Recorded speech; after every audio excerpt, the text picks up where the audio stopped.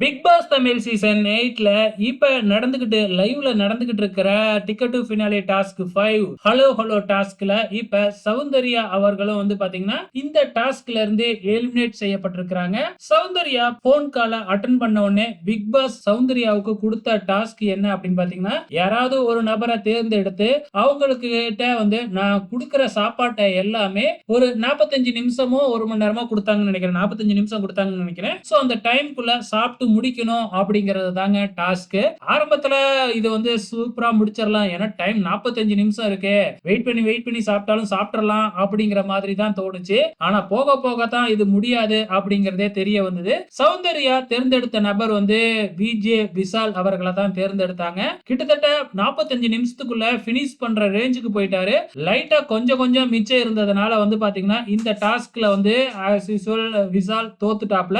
அதனால சௌந்தர்யா இந்த டாஸ்க்ல இருந்து எலிமினேட் செய்யப்பட்டிருக்காங்க.